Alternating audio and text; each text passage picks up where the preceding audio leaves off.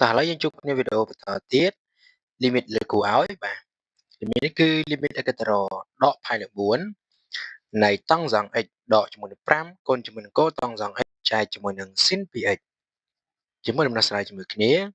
បាទល្មមនេះគឺជាអនុគមត្រីកាមេទាំងអស់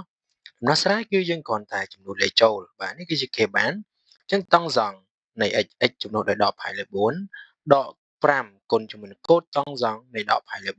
4ពាក្យបាយ sin នៃ 2x កន្លែងណាមាន2កន្លែងមាន x ចំនួនដោយផាយលើ4កន្លែងនេះគឺលោកគ្រូដាក់ដក2នៅខាងមុខដោយសារតែ2គុណជាមួយនឹងដកហ្នឹងស្មើដក2លេខហ្នឹងយើងក៏លុញសញ្ញារុញសញ្ញាមកខាងមុខបានណាអញ្ចឹងដក2គុណជាមួយនឹងផាយលើ4កន្លែងនេះគឺនៅដដែលណាបាទដកផាយលើ4ដកផាយលើ4ឃើញនេះស្រួលហើយយើងចាប់ផ្ដើមគាត់និយាយដាក់បានប៉ុណ្ណឹងតែចិត្តច្រឡំទៅសេ limit ឡើងវិញបងប្អូនគ្នាគឺអត់ទេយើងត្រូវលុប limit ចោលតែម្ដងបាទហើយយើងមើលដំណោះស្រាយបន្តទៀតកន្លែងនេះគឺយើងបានដក1ដក5គុណនឹងដក1ចែកដក1បានដក1នេះមកពីណាយើងមើលខាងដើមអញ្ចឹងដក1របស់យើងគឺតង់សង់នៃដកផាយលើ4ស្មើជាមួយនឹងដកតង់សង់ផាយលើ4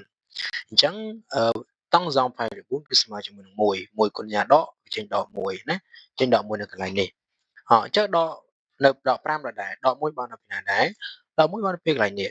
ដកផាយលើ4វាស្មើជាមួយនឹងកូតង់សង់នៃដកផាយលើ4បាទវាចេញដក1ណាហើយហ្នឹងចេញដក1បាទផាយលើ4ចេញ1គុណញាដកទៅវាចេញបាន1ណាបានដក1ហើយចាញ់ភាគបែកដក1បានមកនៅវាណាអញ្ចឹងកន្លែងស្រួលទៅ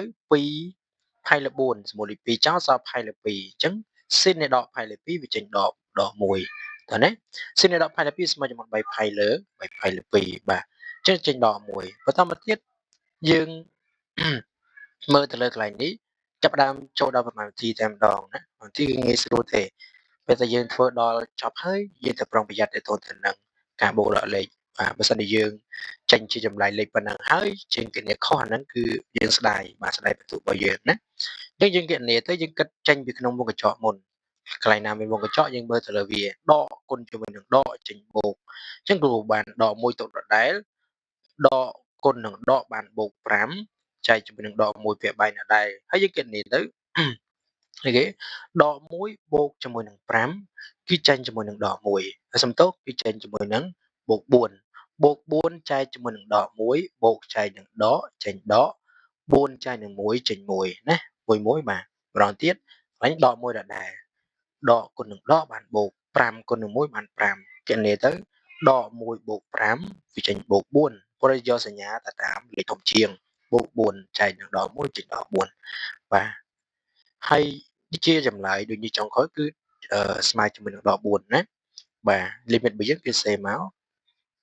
ហើយបាទអញ្ចឹងយើងជួបគ្នានៅវីដេអូក្រោយទៀតណាបាទអរគុណច្រើនបងប្អូនទាំងគ្នា